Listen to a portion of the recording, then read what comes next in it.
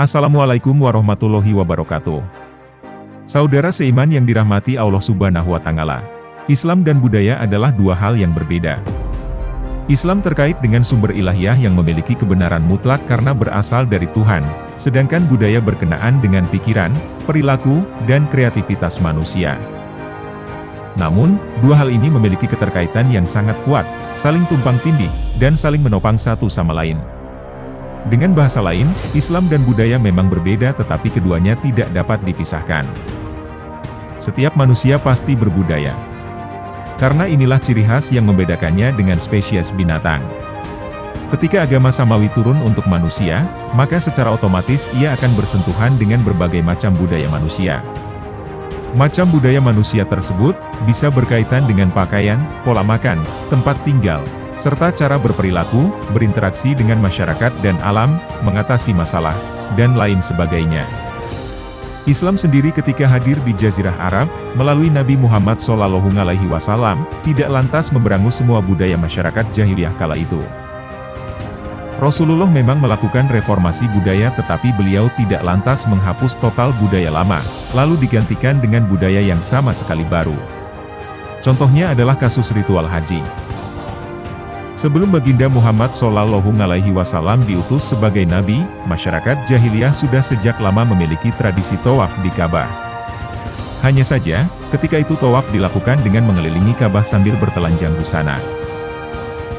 Islam kemudian datang melanjutkan tradisi tawaf tersebut dengan mengubah perilaku bertelanjang dengan busana yang terhormat. Tradisi zaman pra-Islam lain yang kemudian diakomodasi ke dalam syariat Islam adalah puasa Asyura, akikoh atas kelahiran bayi, dan lain sebagainya. Meskipun Rasulullah melakukan perubahan atas tradisi tetapi kesan bahwa Islam cukup akomodatif terhadap budaya sangat tampak. Saudaraku seiman yang dirahmati Allah. Kehidupan manusia adalah sesuatu yang terus bergerak, di mana budaya manusia pada kenyataannya bukan hanya beragam tetapi juga bisa berubah-ubah. Budaya di negara Indonesia bisa berbeda dari negara Amerika Serikat berbeda dari Arab, dan negara Arab berbeda dari Indonesia, dan seterusnya. Bukan hanya itu, dalam perjalanan sejarah masing-masing negara bisa mengalami perubahan-perubahan, sehingga budaya pada satu zaman bisa berbeda pada zaman lainnya. Di tengah dinamika semacam itu, Islam mesti tetap menunjukkan nilai universalnya.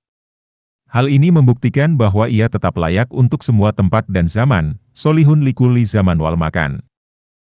Universalitas Islam tidak berarti bahwa Islam mengatur segala-galanya secara ketat, terperinci, dan seragam. Justru universalitas Islam itu tercermin dalam bervariasinya cara pengaturan berbagai hal, dalam berbagai situasi dan kondisi. Ada hal yang diatur secara terperinci dan seragam, ada hal yang diatur pokok-pokoknya saja, sedang perinciannya diberikan kelonggaran kepada manusia untuk mengaturnya sendiri.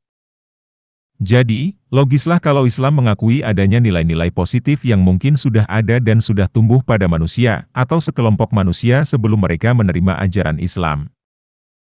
Terhadap nilai-nilai lama ini, Islam tidak bersikap a priori menolak, menentang, dan menghapuskannya sama sekali, tetapi bersikap akomodatif, selektif dan proporsional.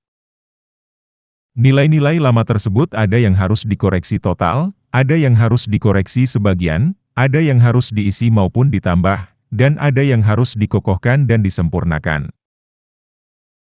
Dalam menghadapi budaya, tradisi, atau kebiasaan di masyarakat, umat Islam terutama ulamanya dituntut untuk senantiasa berhati-hati dan mengedepankan akhlakul karimah. Termasuk dalam akhlak mulia itu adalah menyesuaikan dan menghormati apa yang sedang atau masih membudaya di masyarakat selama itu bukan tindakan maksiat. Rasulullah bersabda, "Bertakwalah kepada Allah dimanapun berada. Susullah keburukan dengan kebaikan, niscaya kebaikan itu akan menghapusnya. Pergaulilah masyarakat dengan budi pekerti yang baik." Hadis riwayat Imam Tirmidzi. Syekh Abdul Wahab Asy-Syaroni dalam Tanbihul Mukhtarin, menjelaskan bahwa Sayyidina Ali bin Abi Thalib memaknai kata budi pekerti yang baik, dalam hadits tersebut sebagai menyesuaikan diri dengan masyarakat dalam segala hal kecuali kemaksiatan. Dari sini tampak jelas, betapa para wali dan ulama penyebar Islam di Nusantara ini dulu memiliki kearifan dan pandangan yang luas tentang bagaimana menyikapi masyarakat. Tradisi tahlilan, selamatan, nyadran, haul, maulid Nabi, dan tradisi keagamaan lain yang hidup di sekitar kita. Sebagian adalah buah kecerdasan mereka dalam beradaptasi dengan masyarakat sasaran dakwah mereka. Lain masyarakat tentu saja lain budaya, lain pula cara kita merespons dan menyesuaikan diri. Andai para penyebar Islam di Nusantara ini tidak ramah terhadap budaya, kita tidak tahu apakah umat Islam akan menjadi mayoritas di Indonesia seperti sekarang ini. Perilaku untuk merangkul, tidak gampang menyalahkan, sembari memperbaiki hal-hal yang perlu diperbaiki, adalah nilai-nilai yang perlu kita teladani dari ulama-ulama terdahulu. Semoga bermanfaat. Wassalamualaikum warahmatullahi wabarakatuh.